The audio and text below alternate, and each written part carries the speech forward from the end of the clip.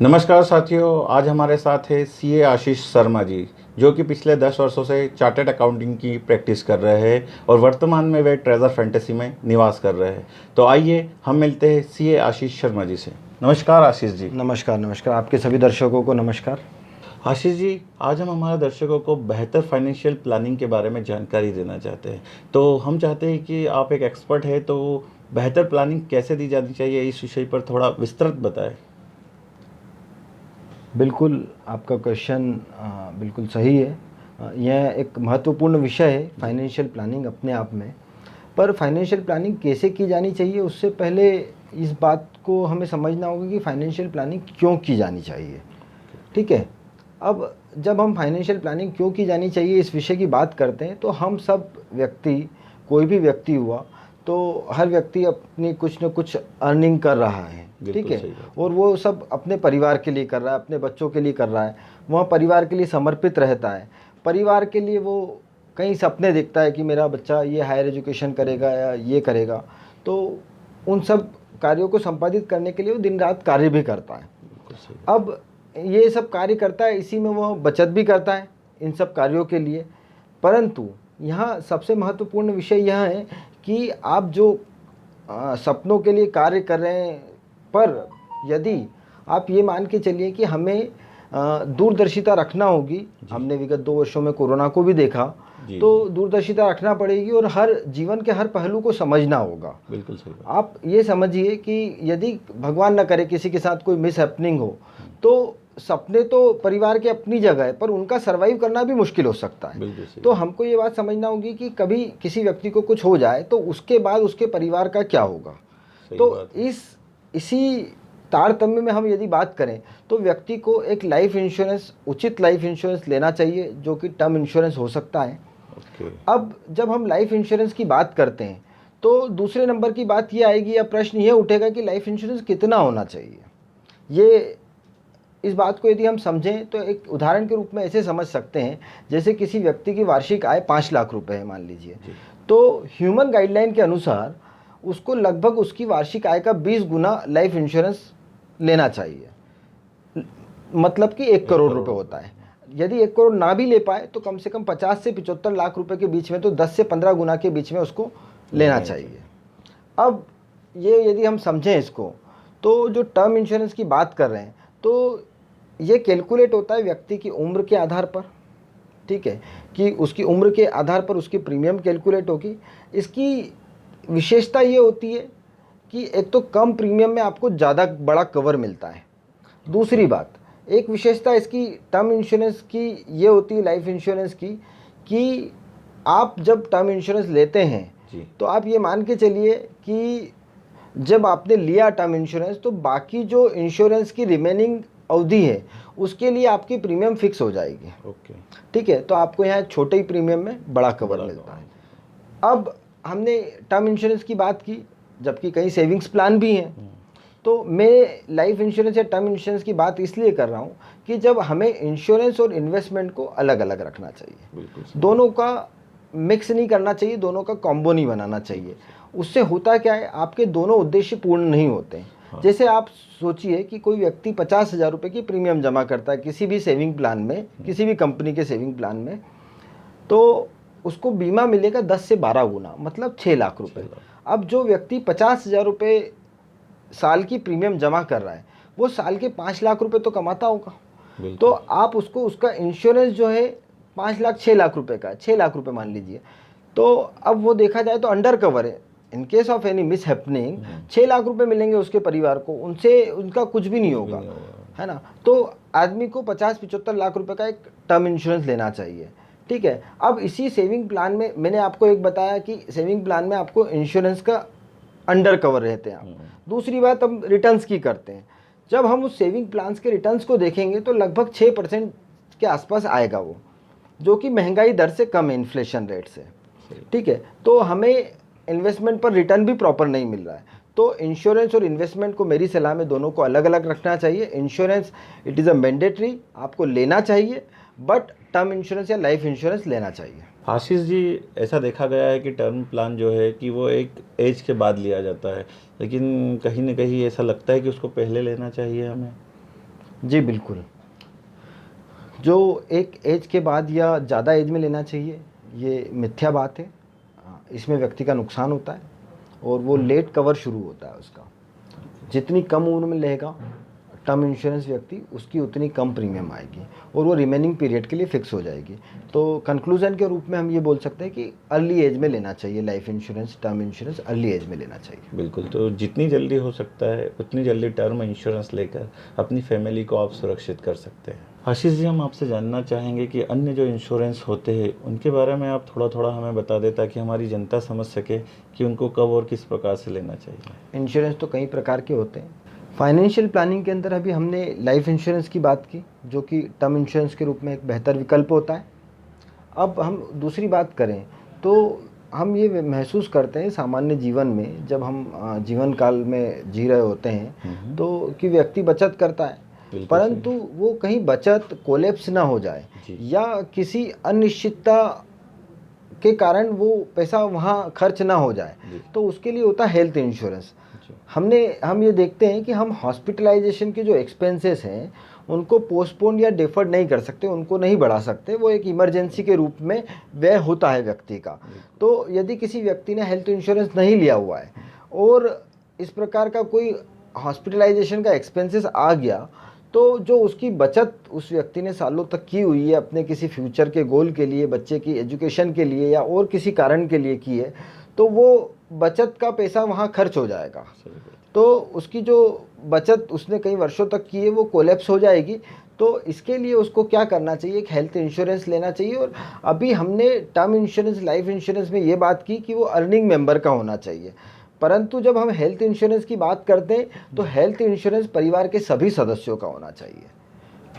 तो व्यक्ति एक प्रॉपर उचित कवर परिवार के सभी सदस्यों का हेल्थ इंश्योरेंस का लेना चाहिए व्यक्ति को, जिससे कि कोई भी फ्यूचर के अनसर्टेनिटीज़ के एक्सपेंसेस हो हॉस्पिटलाइजेशन के, तो वो वहाँ से मीट आउट हो जाएंगे, व्यक्ति की बचत डिस्टर्ब नहीं होगी। बिल्कुल, पूरा परिवार सुरक्षित रहेगा एटलीस्ट किसी भी आपदा से। हमने विगत 2 वर्षों में कोरोना काल में देखा है हेल्थ इंश्योरेंस का महत्व, कि हॉस्पिटलाइजेशन के एक्सपेंसेस किस कदर कितने ज़्यादा लगे लोगों को पैसे। तो इसलिए एक हेल्थ इंश्योरेंस होना चाहिए परिवार के सभी सदस्यों का। बिल्कुल, मैं ये जानना चाहूँगा यहाँ पे कि एक सामान्य परिवार को मतलब कितने लाख का या कितना एक हेल्थ कवर लेना चाहिए अमाउंट का जो उनके लिए नहीं, ये सब चीज़ें इस बात पे निर्भर करती है कि आप किस हॉस्पिटल में एडमिट होते हैं या क्या डिसीज़ होती है आपको। जैसे हम बात करें इंदौर की, तो इंदौर में आपको 4 से 5 हज़ार रुपये में अच्छा रूम मिल जाता है। बट हम यदि मेट्रो की बात करेंगे, बॉम्बे दिल्ली की, तो 4 से 5 हज़ार रुपये में वहाँ इस लेवल का रूम नहीं मिलेगा। तो ये व्यक्ति की अर्निंग्स पे डिपेंड करता है कि ठीक है वो कितना अफोर्ड कर सकता है, तो उसके हिसाब से लेना चाहिए। एटलीस्ट 5 से 7 लाख रुपए का तो लाइफ इंश्योरेंस फैमिली का होना ही चाहिए मिनिमम साइड में। अभी तक हमने इंश्योरेंस की बात की है, हम इन्वेस्टमेंट के बारे में जानना चाहेंगे कि किस प्रकार से इन्वेस्टमेंट किया जाए। जब हम इन्वेस्टमेंट की बात करते हैं तो उसके पहले हमको सेविंग्स को समझना होगा, बचत को समझना होगा। भारतीय व्यक्तियों में बचत करने की प्रवृत्ति तो होती है, बचत करते भी हैं, ठीक है, पर जो बचत कर रहे हैं तो वो बचत क्यों कर रहे हैं, उसके पीछे पर्पस क्या है, उनका उद्देश्य क्या है, इसका निर्धारण करना ज़रूरी है। क्योंकि आप इस बात को समझिए, जैसे आप एक उदाहरण से समझने की कोशिश करें इस बात को, यदि कि किसी व्यक्ति का बच्चा यदि 5 साल का है, ठीक है, तो वो जब 18 साल का हो जाएगा तो वो 12th पास कर लेगा, तो 13 साल बाद, तो 12th के बाद में एक हायर एजुकेशन का एक्सपेंसेस लगेगा। हम ये मान सकते हैं कि जो व्यक्ति उसकी रेगुलर इनकम है उससे 12th तक का वो एजुकेशन का एक्सपेंसेस मीट आउट कर लेगा। बट आफ्टर 12th उसको एक बड़ा कॉर्पस रिक्वायर्ड होगा, तो उसके लिए एक पर्पस या एक गोल ये हो गया कि उसको चाइल्ड एजुकेशन की प्लानिंग करना है, हायर एजुकेशन की। उसके 5 से 7 सालों के बाद में उसको चाइल्ड मैरिज के लिए फ़ंड की आवश्यकता होगी। उसके 10-15 सालों के बाद उसको रिटायरमेंट प्लानिंग की आवश्यकता होगी, ठीक है। अब रिटायरमेंट प्लानिंग की बात करें तो अब जैसे गवर्नमेंट ने मैंडेटरी पेंशन बंद कर दी है, उसकी जगह नेशनल पेंशन स्कीम चालू कर दी है, लागू कर दी है, उसका भी कुछ पैसा इक्विटी मार्केट में लगता है। तो ये तीनों जो प्रमुख चीज़ें होती है, child higher education, child marriage और रिटायरमेंट, इन तीनों के लिए व्यक्ति को प्लानिंग करके रखना चाहिए। तो अब जैसे मैंने देखा, आपको बताया कि यार किसी का 5 साल का बच्चा है तो उसको 13 साल बाद वो रिक्वायरमेंट होगी, 5 से 7 साल बाद चाइल्ड मैरिज की रिक्वायरमेंट होगी, ठीक है, उसके कुछ वर्षों बाद रिटायरमेंट की रिक्वायरमेंट होगी। तो अब इसमें अमाउंट कितना इन्वेस्ट करना चाहिए, कितनी उसको बचत करना चाहिए, ये उसकी आय पर भी निर्भर करता है। सही बात। दूसरी बात कि वो व्यक्ति इसको ऐसे कैलकुलेट कर सकता है कि सपोज़ करें कि जो चाइल्ड हायर एजुकेशन की बात कर रहे हैं हम, तो ये मान के चलिए कि आज 10 लाख रुपए का चाइल्ड हायर एजुकेशन का एक्सपेंसेस है। अब उस व्यक्ति को 13 साल बाद ज़रूरत है, तो 13 साल में हायर एजुकेशन का एक्सपेंसेस बढ़ेगा। क्यों बढ़ेगा? क्योंकि इन्फ्लेशन है, हर साल वो कुछ ना कुछ रेट से बढ़ेगा। व्यक्ति की इनकम भी इंक्रीज़ होती है इन्फ्लेशन के कारण, जैसे किसी सैलरी वाले को हर साल इंक्रीमेंट मिलता है, डियरनेस अलाउंस मिलता है, हम देखते हैं गवर्नमेंट की जो एम्प्लॉय होते हैं उनको, तो ये सब होता है। तो ये सब होता है इन्फ्लेशन के कारण, ठीक बात है। तो उसको अपने समय के साथ में जैसे जैसे उसकी इनकम बढ़ती है इन्फ्लेशन के कारण, तो उसकी सेविंग्स भी इंक्रीज़ होना चाहिए। दूसरी बात, जैसे जो 10 लाख रुपए आज लगना है, तो 13 साल बाद सपोज़ करें वो 20 से 25 लाख रुपए का खर्च उसका लगेगा, यदि आप उसमें इन्फ्लेशन का इफेक्ट देंगे तो। अब हमको ये देखना होगा कि जो वो इन्वेस्टमेंट करेगा उस पर क्या रिटर्न मिलेगा, उसको एक एक्सपेक्टेड एज्यूम करना पड़ेगा, और उसके बाद वो अमाउंट निकल के आएगा कि उसको प्रति माह कितनी बचत करना चाहिए। अब प्रति माह जब बचत का वो एक राशि निकाल लेगा, तो फिर आती है बात इन्वेस्टमेंट में दूसरे नंबर पे डाइवर्सिफिकेशन की, कि ये डाइवर्सिफिकेशन क्या है, थोड़ा सा इसके बारे में बताएंगे आम भाषा में। डाइवर्सिफिकेशन को हम ऐसे समझ सकते हैं कि आप, वॉरेन बफेट सर ने कहा है कि सारे अंडे एक बास्केट में नहीं होना चाहिए। ठीक बात है। तो आपका सारा इन्वेस्टमेंट, जो भी आप इन्वेस्टमेंट कर रहे हैं, वो एक ही जगह नहीं होना चाहिए, वो अलग अलग जगह होना चाहिए। जैसे कि म्यूचुअल फंड हो गया, उसके अंतर्गत SIP हो गई, आपका NPS हो गया, आपका गोल्ड हो गया, आपका प्रॉपर्टी हो गया। गोल्ड में सोविनियर गोल्ड बॉन्ड एक बहुत अच्छा विकल्प है, जहाँ पे आपको गोल्ड का अप्रिशिएशन भी मिलता है प्लस इंटरेस्ट भी मिलता है, बट 8 साल का लॉक इन होता है। जिनके बच्चे छोटे हैं उनके लिए बेहतर विकल्प होता है, क्योंकि चाइल्ड मैरिज में एक बड़ा खर्चा गोल्ड का होता है, तो वो एक बेहतर विकल्प है डाइवर्सिफिकेशन के लिए। तो डाइवर्सिफिकेशन को हम ऐसे समझ सकते हैं कि हम सारा पैसा एक जगह न लगाएं, अलग अलग जगह लगाएं। उसी में डाइवर्सिफिकेशन में हम यदि डेप्थ में जाते हैं तो हम पाएंगे कि हमको असेट अलोकेट करना है, तो कहाँ पर कितने परसेंटेज लगाना चाहिए, अलग अलग जगह लगाना है, पर कहाँ पर कितने कितने प्रतिशत राशि निवेश करनी है, उसको बोलते हैं असेट अलोकेट करना। कि यार आप यहाँ पर म्यूचुअल फंड में कितना लगाएंगे, गोल्ड में कितना लगाएंगे, प्रॉपर्टी में कितना लगाएंगे, NPS में कितना लगाएंगे, इसको बोलते हैं असेट अलोकेशन। तो अब यदि हम ये बात करें इसी इन्वेस्टमेंट में, तो जो आपका इन्वेस्टमेंट होता है जी, वो इन्फ्लेशन को बीट करना चाहिए। मतलब आपको जो मिलने वाला रिटर्न है वो इन्फ्लेशन रेट से ज़्यादा होना चाहिए। इन्फ्लेशन रेट, इसके बारे में भी थोड़ा सा बताएं। बिल्कुल, इन्फ्लेशन रेट को हम ऐसे समझ सकते हैं कि जो महंगाई दर है, ठीक है, सामान्य रूप से महंगाई दर बोलते हैं इन्फ्लेशन रेट को। अब आप ये समझिए कि इन्फ्लेशन जो मनी की वैल्यू को डेप्रिशिएट करती है, ठीक है, मनी की वैल्यू को डेप्रिशिएट करती है। आप उदाहरण के रूप में समझें कि आपके पास गत वर्ष कोई 100 रुपये का नोट था, आपने कहीं रख दिया उसको और अब निकाला, नोट वही 100 का, वही गांधी जी है, वही नंबर है, नोट में कोई अंतर नहीं है, परंतु आप उस 100 रुपये को लेके पिछले वर्ष यदि मार्केट में जाते, आप उसका पेट्रोल खरीदते तो 1 लीटर से ऊपर आता, अब 1 लीटर से कम आएगा। यही इन्फ्लेशन है। क्यों? क्योंकि आपकी मनी की वैल्यू डिप्रिशिएट हो गई। आप पिछले साल उतने ही रुपए में कुछ ज़्यादा सामान लेके आ पा रहे थे, अब कम लेके आ पा रहे हैं। ऐसे समझ सकते हैं कि हमारी परचेसिंग पावर रिड्यूस होती है पैसों से, ठीक है। ओके, इन्वेस्टमेंट की बात यदि जो हम कर रहे हैं, तो इसमें मैं आपको आगे और ये बताना चाहूँगा कि इन्वेस्टमेंट के अंदर पावर ऑफ कंपाउंडिंग का बड़ा महत्व है। अल्बर्ट आइंस्टीन सर ने पावर ऑफ कंपाउंडिंग को 8th वंडर कहा है इस दुनिया का, 8वां अजूबा यदि कोई है तो वो पावर ऑफ कंपाउंडिंग है। बट ये लॉन्ग टर्म में काम करती है, इसका इफेक्ट आपको लॉन्ग टर्म में देखने को मिलेगा। जैसे एक उदाहरण से समझें, यदि कोई एक 25 साल का व्यक्ति है जी, तो वो रिटायरमेंट प्लानिंग यदि कर रहा है, तो आप रिटायरमेंट की एज मान के चलिए 60 साल, तो उसके पास कितने वर्ष है? 35 साल है बचत करने के उसकी रिटायरमेंट के लिए जी। तो यदि वो 5,000 रुपये महीना भी बचाएगा और हम यदि उसका रिटर्न 15% माने, तो उस 35 सालों में उस जो 21 लाख रुपए के लगभग इन्वेस्टमेंट करेगा, ठीक है, 60,000 रुपये साल होता है, 30 साल में 18 लाख रुपए, 5 साल में 3 लाख रुपए, तो 21 लाख रुपए के लगभग इन्वेस्ट करेगा और उसकी वैल्यू 5 करोड़ के आसपास हो जाएगी 15% CAGR से। ये एज्यूम है, मतलब mutual fund are subject to market risk, है ना, मैं SIP का बता रहा हूँ। तो डिस्क्लेमर देना ज़रूरी है। सही और बात है। यही कोई मिस्टर बी है, वो 35 साल की उम्र में शुरू करता है, ठीक है। तो उसके पास भी रिटायर तो उसको भी 60 ईयर में ही होना है, उसके पास 10 साल कम है। हाँ। मिस्टर बी के पास बचत करने के लिए 25 साल ही हैं, तो वो यदि 15,000 रुपये महीना भी बचाएगा जी। 15,000 रुपये महीना भी बचाएगा तो एक साल के 1,80,000 होते हैं, तो 10 साल के 18 दूनी 36 और 9 45 लाख रुपए के आसपास वो बचत करेगा। अब जब आप इसका उसी रिटर्न से कैलकुलेट करेंगे जो मिस्टर ए का कैलकुलेट किया, तो ये 4 करोड़ रुपए के आसपास होगा। तो हम ये अंतर पाएंगे कि मिस्टर ए के पास 35 साल है, वो 21 लाख रुपए इन्वेस्टमेंट करके 5 करोड़ रुपए के आसपास बनाता है, और मिस्टर बी जो 35 साल में शुरू करता है वो 15,000 रुपये महीना बचाने के बाद 45 लाख रुपए इन्वेस्ट करने के बाद भी उस तक नहीं पहुंच पा रहा है, उससे कम ही वैल्यू बनेगी उसकी। जो रिटर्न हमने एज्यूम करा है वो कम ज़्यादा हो सकता है 1-2%। तो ये समझ में आता है कि यहाँ टाइम का कितना महत्व है, कि हम जितना टाइम देंगे उतना हमारा इन्वेस्टमेंट ज़्यादा रिटर्न देगा। वेल्थ क्रिएशन जर्नी में लॉन्ग टर्म की और पेशेंस की बहुत बड़ी भूमिका होती है। सही बात। हम इसको ऐसे भी समझ सकते हैं कि आप किसी से पूछें कि दूध को कितनी देर उबालना है, तो इसका कोई एक उत्तर नहीं हो सकता। ये इसके उद्देश्य पे निर्भर करता है कि आपको दूध पीने के लिए गर्म करना है, आपको खीर बनाना है, आपको रबड़ी बनाना है, आपको मावा बनाना है। तो दूध का उकलने का समय उन सब चीज़ों पे निर्भर करता है। तो ये सारे इन्वेस्टमेंट और रिटर्न्स कितने समय के लिए क्या करना चाहिए और क्यों होना चाहिए, तो ये कई सारी चीज़ें जो आपके पर्पस है, उद्देश्य, उन पर निर्भर करता है। बिल्कुल, बहुत ही अच्छे तरीके से आपने बताया जी, बहुत बहुत प्लान के बारे में।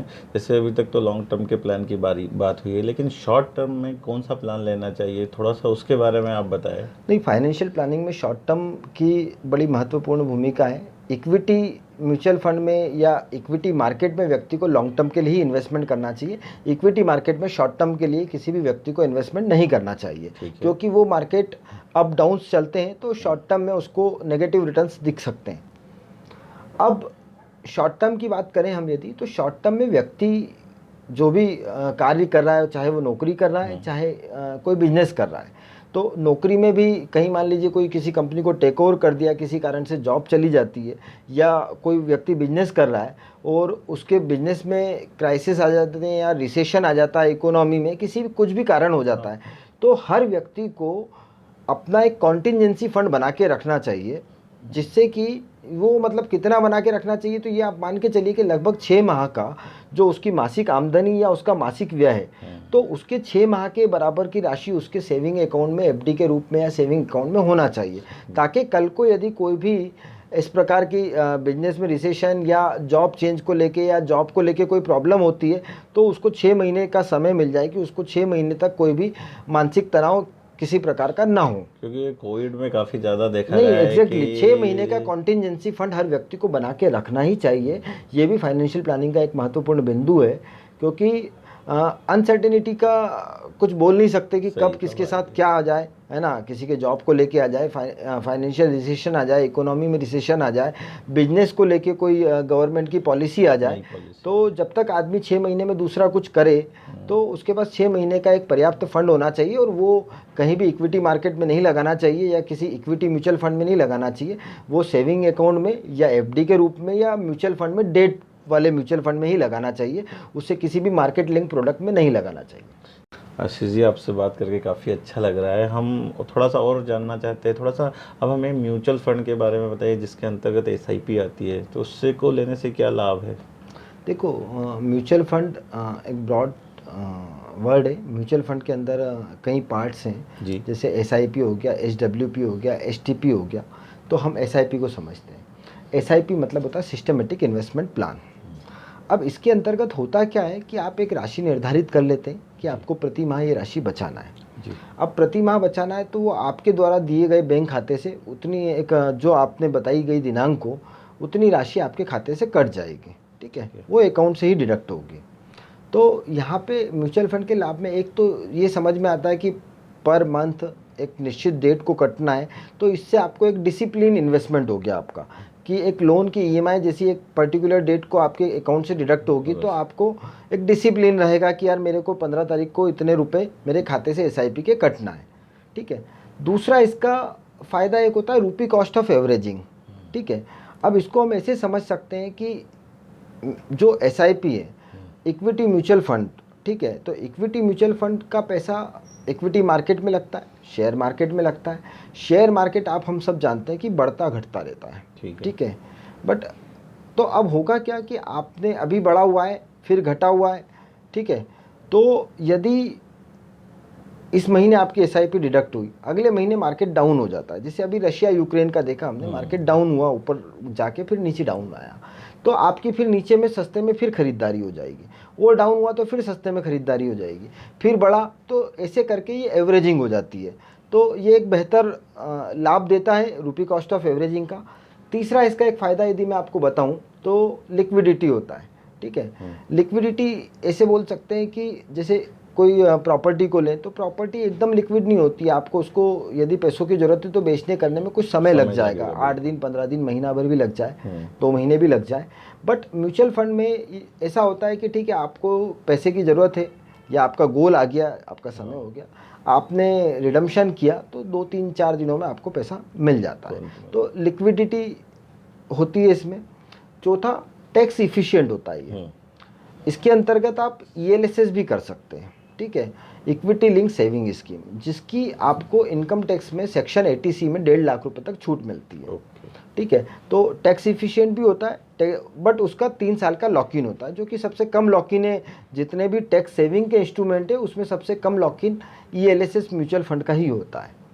अब यदि हम तक तो रखना ही है, हाँ, यदि आपको इनकम टैक्स में छूट लेना है, हाँ, यदि आप नॉर्मल एसआईपी कर रहे हैं या वो कर रहे हैं म्यूचुअल फंड, तो उसमें 1 साल तक 1% का एग्जिट लोड लगता है। यदि आप 1 साल के अंदर ही विड्रॉ कर लेते हैं, क्योंकि लॉक इन दूसरे म्यूचुअल फंड में नहीं होता है, तो आप 1 साल के अंदर ही विड्रॉ कर लेते हैं तो आपको 1% का अमाउंट डिडक्ट होकर मिलेगा, जिसको बोलते हैं एग्जिट लोड।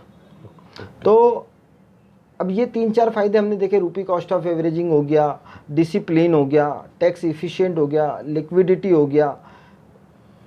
इसमें डाइवर्सिफिकेशन भी हो सकता है इसी के अंतर्गत, जैसे कि अब इक्विटी मार्केट में हम देखते हैं बड़ी बड़ी अलग अलग प्रकार की कंपनियां होती हैं। जैसे कुछ कंपनियां होती हैं लार्ज कैप कंपनियां, जैसे रिलायंस हो गई, टाटा हो गई, HUL हो गई, HDFC हो गई। उससे छोटी कुछ होती है मिड कैप कंपनियां, जो टॉप 100 कंपनियां मार्केट कैपिटलाइजेशन के हिसाब से, वो लार्ज कैप कंपनियां कहलाती है। उसके बाद की 150 कंपनियां मिड कैप कंपनियां कहलाती है, और उसके बाद की सभी कंपनियां स्मॉल कैप और माइक्रो कैप कहलाती है। तो आप जो SIP कर रहे हैं उसमें भी आप डिवाइडेशन कर सकते हैं कि लार्ज कैप में क्या करना है आपको, मिड कैप में क्या अमाउंट करना है, और स्मॉल कैप में क्या करना है। इसके अलावा और फर्दर डाइवर्सिफिकेशन के लिए आपको जाना है इसमें, तो आप फॉरेन फंड भी ले सकते हैं, आप सेक्टोरियल फंड भी ले सकते हैं। जैसे कोई व्यक्ति मान लीजिए IT का है, उसको IT सेक्टर को लेके बुलिश है, ठीक है, तो IT सेक्टर को लेके बुलिश है और उसको लगता है कि IT सेक्टर भविष्य में अच्छा करेगा या फार्मा यहाँ से और अच्छा करेगा, तो वो सिर्फ कोई सी फार्मा फंड में या किसी IT फंड में पैसे लगाएगा, तो उस म्यूचुअल फंड का फंड मैनेजर सिर्फ IT की कंपनियों में ही पैसा लगाएगा और कहीं नहीं लगाएगा, क्योंकि वो एक सेक्टोरियल फंड का सिलेक्शन कर रहा है, ठीक है। अब यदि हम इसकी और आगे की बात करें कि यहाँ पे आपको और लाभ की बात करें यदि SIP की, तो यहाँ आपको एक्सपर्ट मैनेजमेंट मिलता है म्यूचुअल फंड के अंतर्गत, क्योंकि यहाँ एक ट्रस्ट क्रिएट होता है, कस्टडियन होता है ना, वो सेम म्यूचुअल फंड कंपनी का AMC का नहीं हो सकता, वो दूसरी किसी AMC का होगा, तो उसमें एक पूल अकाउंट बन जाता है कि डिफरेंट अलग अलग लोग अलग अलग प्रकार से SIP कर रहे हैं, वो पैसा इकट्ठा होता है और वो फंड मैनेजर प्रॉपर रिसर्च के बाद में उसका इन्वेस्टमेंट अलग अलग कंपनियों में करता है। आपकी 2000 रुपये की भी SIP जा रही है तो उसके अंदर 25 से 30 स्टॉक का पोर्टफोलियो होगा, तो डाइवर्सिफिकेशन भी होता है, एक्सपर्ट मैनेजमेंट मिलता है कि आपको ये नहीं है कि कौन सी कंपनी कब खरीदना है और कब बेचना है, वो काम फंड मैनेजर का। उसके लिए म्यूचुअल फंड एक एक्सपेंसेस रेशियो होता है फंड का, वो चार्ज करते हैं, ठीक है, वो चार्ज करते हैं। जैसे कि ये तो मैं समझ पा रहा हूँ, लेकिन क्या किसी शेयर को कोई व्यक्ति स्वयं खरीद सकता है क्या? बिल्कुल खरीद सकता है, और अपनी फ्यूचर प्लानिंग के लिए भी खरीद सकता है, परंतु उसमें कुछ बातें हैं कि शेयर की प्राइस का बढ़ना और घटना कई बातों पर, कई फैक्टर्स पर निर्भर करता है। जैसे कि मैं आपको उदाहरण देता हूँ कि कंपनी की क्या ग्रोथ हो रही क्वार्टर ऑन क्वार्टर और ईयर ऑन ईयर, ठीक है। यदि कंपनी की ग्रोथ हो रही है, जैसे पिछले साल 10 करोड़ सेल हुई है उसकी और इस साल 12 करोड़ हुई है, पिछले साल से प्रॉफिट इस साल बढ़ा है, तो कंपनी की शेयर प्राइस बढ़ेगी, क्योंकि उसका क्वार्टर ऑन क्वार्टर रिजल्ट अच्छा आ रहा है, कंपनी की ग्रोथ अच्छी हो रही है। दूसरा पहलू लें कि कंपनी का टर्नओवर तो बढ़ा बट प्रॉफिट नहीं बढ़ा, तो इसका क्या मतलब हुआ कि यार कंपनी जो है टर्नओवर तो बढ़ रही है, कंपनी का माल ज़्यादा बिकना चालू हो रहा है बट प्रॉफिट नहीं बढ़ रहा, मतलब कंपनी अपने एक्सपेंसेस को मैनेज नहीं कर पा रही है। सही बात है।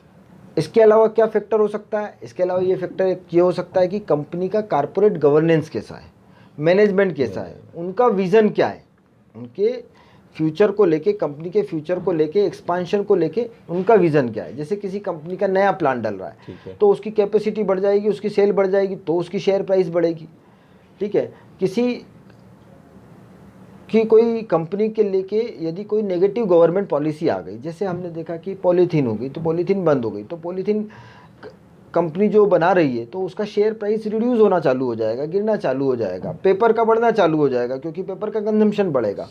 तो कहने का तात्पर्य ये है कि यदि कोई व्यक्ति डे टू डे उस कंपनी को मॉनिटर कर सकता है, उसके फंडामेंटल, उसके फाइनेंशियल को मॉनिटर कर सकता है कि यार कंपनी में क्या चल रहा है, तो वो डायरेक्ट शेयर खरीद सकता है। और यदि वो डे टू डे या कंपनी के फंडामेंटल्स को कंटिन्यूसली मॉनिटर नहीं करता है, नहीं कर सकता है, तो फिर उसको म्यूचुअल फंड में जाना उसके लिए ज़्यादा बेहतर है, क्योंकि वहाँ एक एक्सपर्ट मैनेजमेंट मिल जाएगा, भले एक्सपेंसेस रेशियो लगे बट एक फंड मैनेजर ये सारे काम करेगा। हाँ बिल्कुल सही बात है। अगर आपको इस चीज़ का डेप्थ नॉलेज नहीं है तो इसकी बजाय आप म्यूचुअल फंड में चले जाइए तो वहाँ पे सुरक्षित आपका रहेगा। बिल्कुल, वो वहाँ आपको क्या होगा, जैसे मतलब इसके कई उदाहरण हैं, कई कंपनियाँ बंद हो गई, मतलब उनकी प्राइस ड्रेस्टिकली रिड्यूस हो गई। जैसे हमने यस बैंक के केस में देखा, हमने दीवान हाउसिंग फाइनेंस के केस में देखा, हमने सत्यम के केस में देखा, और भी कई प्रकार की कंपनियां हैं जिनकी प्राइस ड्रेस्टिकली रिड्यूस हो गई। व्यक्ति स्वयं जब डायरेक्ट शेयर लेता है तो कहीं ना कहीं इमोशनल हो जाता है कि बढ़ेगा करेगा, डिसीजन फंडामेंटल बेसिस पे नहीं ले पाता है। तो यदि व्यक्ति कैपेबल है और एजुकेशन कर सकता है कंपनी के फंडामेंटल को लेकर, और कंपनी पे अपनी जो वॉच लिस्ट में बना के रखें कि यार कंपनी में क्या चल रहा है, समय समय पर अपडेट रहे, तो फिर वो शेयर खरीद सकता है, अन्यथा फिर उसको म्यूचुअल फंड में SIP में जाना चाहिए। आशीष जी, हम जानना चाहेंगे कि आज की जो नई जनरेशन है जो अभी अभी कमाना शुरू कर रही है, उनके लिए आपका क्या संदेश है? देखो, हमने लास्ट ईयर से देखा, यदि हम आंकड़ों की बात करें तो पिछले वर्षों में डीमैट अकाउंट खुलने में काफ़ी वृद्धि हुई, म्यूचुअल फंड फोलियो में काफ़ी वृद्धि हुई। तो कहीं ना कहीं अवेयरनेस तो इन्वेस्टमेंट को लेके यंग जनरेशन में भी बढ़ी है, ठीक है। हम परंतु कहीं ना कहीं पीछे हैं, US की तुलना में करें तो वहाँ पर जो परसेंटेज है हमारे यहाँ वो परसेंटेज कम है। ओके। फिर भी मैं जो न्यू जनरेशन के लिए बोलूँगा, तो न्यू जनरेशन में हम जनरेशन को ऐसे भी समझ सकते हैं, generation X, generation Y, generation Z, ठीक है। जो 90s के पहले वाले हैं वो जनरेशन X हो गए, उनका कंजम्पशन कम होता है। 90s के बाद वाले जनरेशन Y हो गए, उनका कंजम्पशन ज़्यादा होगा, ठीक है। 2000 के बाद वाले जनरेशन Z हो गए, उनका कंजम्पशन और ज़्यादा होगा, ठीक है। मोबाइल भी हो सकता है कि 90s के पहले वाले 15,000, 17,000, 20,000 का चलाएंगे, और 90s के बाद वाले आईफोन लेंगे, एक मैकबुक लेंगे, तो ये डिफरेंस होता है उनके कंजम्पशन को लेके। बट इसके साथ साथ कंजम्पशन तो कर रहे हैं, वो अर्न कर रहे हैं, बट इसके साथ साथ सेविंग की अपनी हैबिट डालें, स्टार्टिंग करें, ठीक है। कम से शुरुआत करें, पर शुरुआत करें, धीरे धीरे बढ़ाएं, पर शुरुआत करें तो उनको एक हैबिट आएगी, डिसिप्लिन आएगा, और उनको फाइनेंशियल फ्रीडम अर्ली एज में मिलेगी। वो जितनी जल्दी इन्वेस्टमेंट करना शुरू करेंगे तो उनको उनकी लाइफ में फाइनेंशियल फ्रीडम भी जल्दी मिलेगी। उनके पास एक पर्याप्त कॉर्पस कम उम्र में हो जाएगा, तो फिर वो डिसीजन ले सकते हैं कुछ भी अपनी लाइफ को लेकर, फाइनेंशियल को लेकर डिसीजन ले सकते हैं अगर उनके पास फाइनेंशियल प्लानिंग अच्छी रहेगी। तो कहीं कोई सवाल है आपका तो आप हमारे कमेंट बॉक्स में लिख सकते हैं। आज हमारे साथ आशीष जी जुड़े थे जिन्होंने कि फाइनेंशियल प्लानिंग के बारे में काफ़ी विस्तृत हमें समझाया, जिसके लिए हम श्री आशीष शर्मा जी CA साहब का बहुत बहुत धन्यवाद देते हैं। आपका भी बहुत बहुत धन्यवाद, आपने अपने दर्शकों से रूबरू होने का अवसर प्रदान किया, और आपके सभी दर्शकों का भी बहुत बहुत धन्यवाद और आभार। धन्यवाद।